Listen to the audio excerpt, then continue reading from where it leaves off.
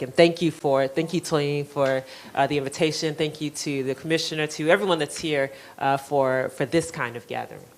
Yes. Right, Toyin? Yes, I'm mic'd up. I kind of incited myself into this panel because there are two sides to my work. There's the public side and there's the private side. The public side is everything you can see out there when you Google my name or our company. But on the private side, we're actually running transactions. So on the business commercial side. In fact, that was my goal in terms of transaction supply chain. That's the background I'm coming from.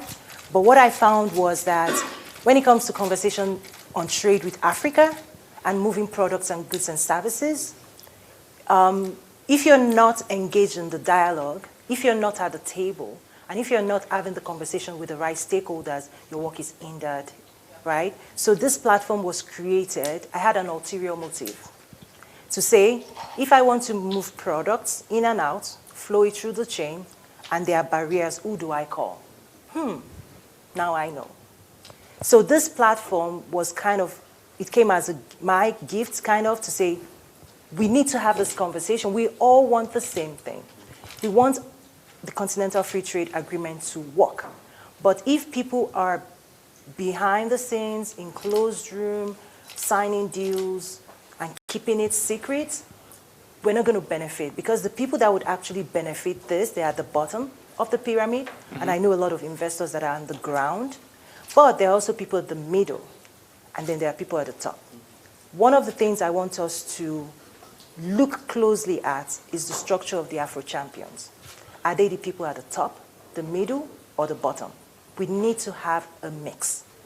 Otherwise, we're going to miss out on the middle class. We're going to miss out on small, medium-sized businesses. And what we found in the United States is actually that's the people, the group that actually moves the economy. It's easier to create more jobs, bottom and middle, than at the top. You could have the very top companies, the number one, number two, number three, at the table. How many jobs are they going to create for you in a year? So for me, while we want to be a part of Afro Champions, I say we want to take a close look at the mix. What type of companies are engaged in that? Because if it's only the top, who is taking care of the middle class and the bottom? That's something hopefully I'm contributing. So for me, this is a platform that is public, but on the private side, I want products. I also want to propose for us to isolate certain products, certain regions, and for your observatory to run those products through the chain and be on call. If anything arises in the supply chain, be on call to say, this is the direct line. If you have an issue, we're going to break down barriers. So for us, that's why we also want stakeholders in the room when we talk like this to say, as a business person, if I send a container, right, or if I send a truckload, when I get to that border, I'm there. The policy leaders are not there with me. Or my driver is there. The CEO is not there with me. The practicalities of this is what from a business standpoint, I want to see is what number do I call? Because I've also seen something with the AGOA, for example. It's existed for 18, now going on 19 years. I just told people the pouches transacted with AGOA, but it took me educating the Border Patrol US officials. I went to their table to do it, and they said they've never heard about AGOA before. Right. Because it was a political conversation in DC. So, yes, sir. So basically I said, I have time. This is my job. Here's the website. I'll feed you information. Take the time. It took them 2 weeks.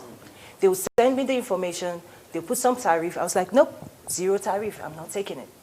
It took them 2 weeks. They did everything. They got all their information, and they gave it. I had to pay demo rate and all of that, but I said, I'm not moving.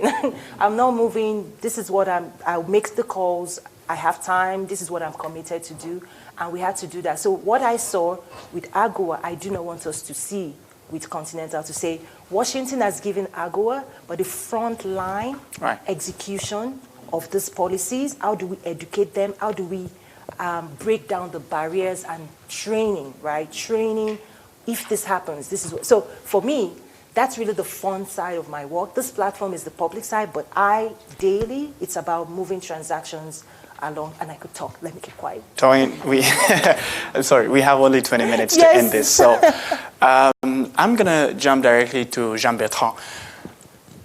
Can Africa do better with trade?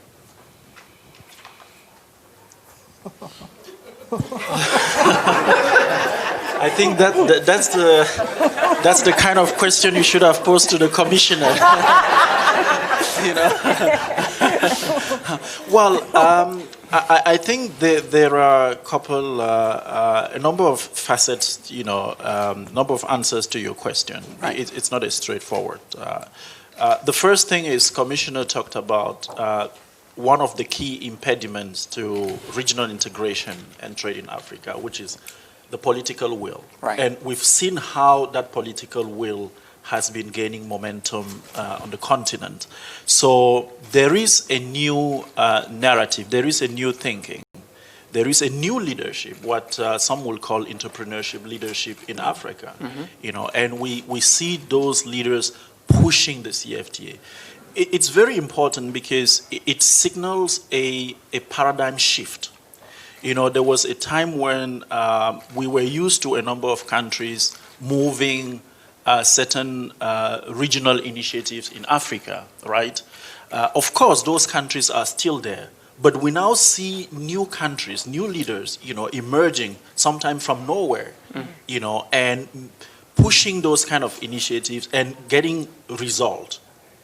So I think it shows that trade can really become an engine of economic growth in Africa. And even in those countries, your country is one of those. Niger is one of those. So you can see that there is a shift. And I think as that shift continues, we'll see more and more African leaders embracing trade as a way of, lifting up their people out of poverty.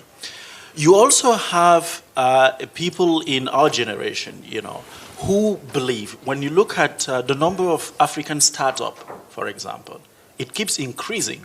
And this year we'll be having, during the African Industrialization Day, we are organizing with the Korean Foundation a startup trade fair, and leading to what we'll be organizing jointly with AfCFTA Bank, because we have that potential, the African youth potential, which we need to capitalize on.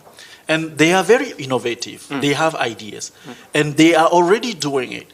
We had a conversation during one of the round of negotiations on payment systems in Africa. Right. And some officials, with the public servant mentality, they were saying, oh, you need to consult with the central banks. Mm-hmm. You need to consult with the Ministry of Finance. And one of the things I told them was, look, some of those things are already happening. And they are being made by, people you wouldn't think of. People in their 20s coming up with payment solutions. It's happening across the world. Right. So I think we have the potential, the human potential, and we have it at the right level, the youth. So I think trade will really happen in Africa this time around. Yes. Right. It's something we just need to be part of it. I think that's the challenge. Will all of us be part of it, or will some continue in, the old African skepticism? So to me, this is what is very important, to make sure that all of us, all the stakeholders, are aware of what is happening in Africa, and that those who are serious investors, they don't miss that chance, because it's actually yesterday that people were getting ready. It's not today. Today, people are already are trading, and it will just keep on increasing.